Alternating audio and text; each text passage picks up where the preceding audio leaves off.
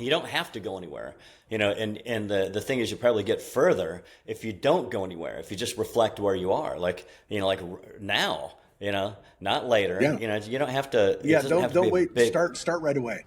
You yeah, it know, doesn't have to be a major operation here. It's just, look, what small thing, what's the smallest thing that I could reflect on today? How can I start seeing things a little bit differently? What are some things inside of me that I could unlock, just even the smallest, tiniest way? In fact, look for the smallest thing. People look for big things, right? It's like, it's not just, it's like live big, 10x, all these things. But all right, well, that's great. But the problem is the where we are and where that is. They think it's going to happen in one home run, right? right. Which we're led to believe with social media, right? All Right. this Yeah. airbrushed life. Oh, you're going to get back on the plane. You're going to have a whole bunch of drinks. You're going to land, and you're going to do whatever Right. it is you're doing all day long. You fill yourself life with busy. You're going to miss really what you're here to do, and then 2 weeks later, you're going to be off to France or wherever it is you're going next. And And sorry, my sister. You're just a really good example. And, right. But I guess I and I didn't love you realize dearly. when you're trying to find the answer, I guess just pounding a bunch of drinks. I never thought that would find it, but I thought there was other ways to open the mind. But what I think is really, you ever see the movie Kung Fu Panda?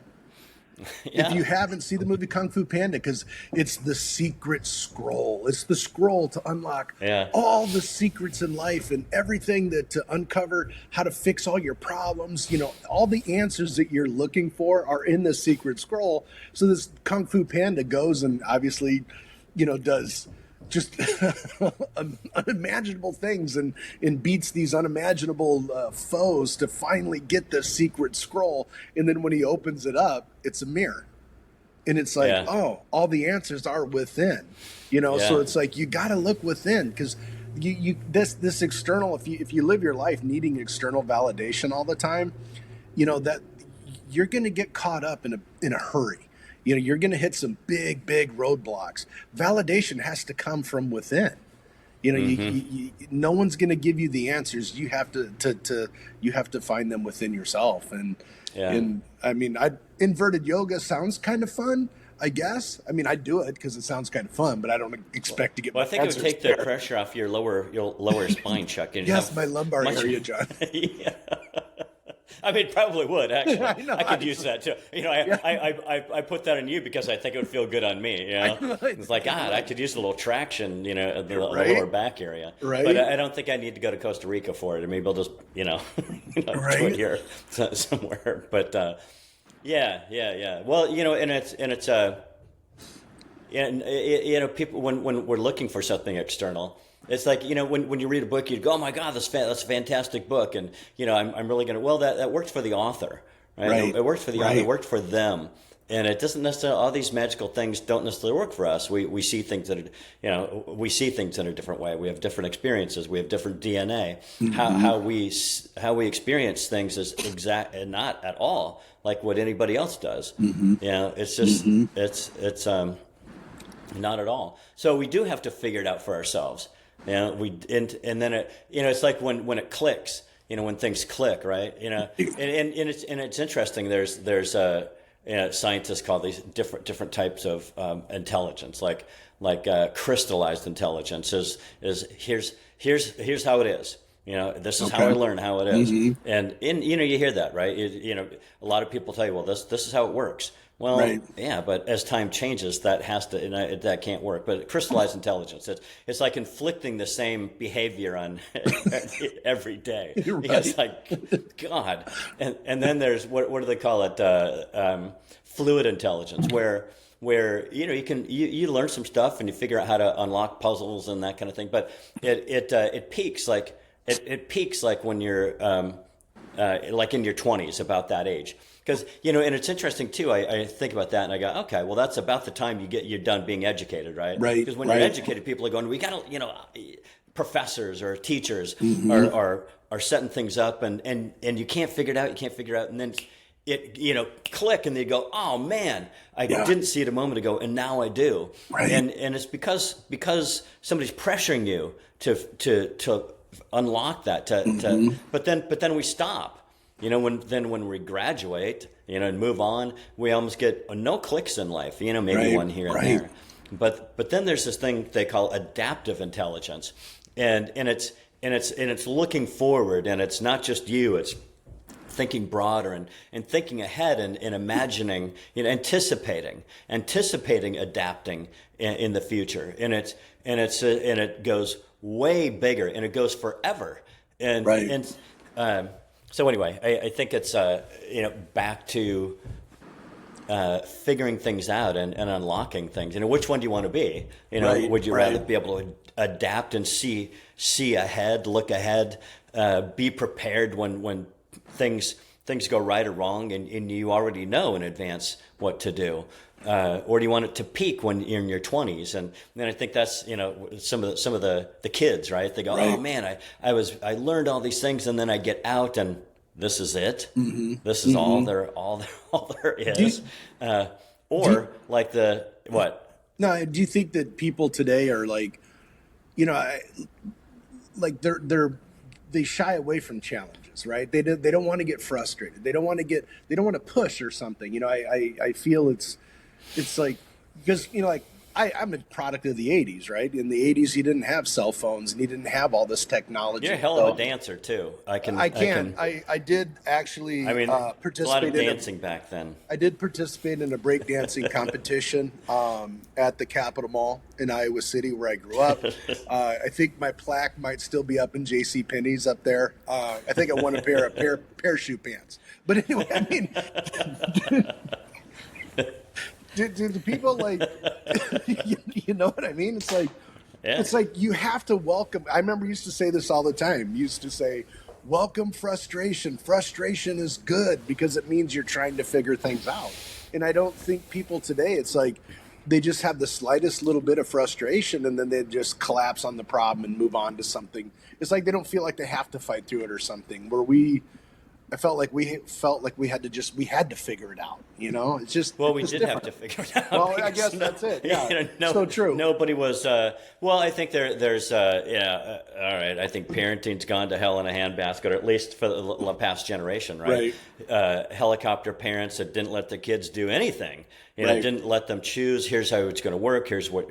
Didn't let them have challenges, didn't let them get in trouble, didn't let them do all these things where they would have learned, and they just didn't learn, and they figure, well, it's just going to be handed to me, and you see that, right? And I go back to social media where it's airbrushed. There's so much artificial, and you brought up it's talking about welcome resistance, and I would say I think I've adapted my thinking on resistance a little bit, because I used to copy. Tony Robbins used to say, or he probably still does, welcome resistance because it means you're going to have a breakthrough. And I don't think that's true. I think welcome resistance, because resistance tells you, hold on, wake up, look around. You may or may not be on the right track, because resistance doesn't mean you're not on the right track.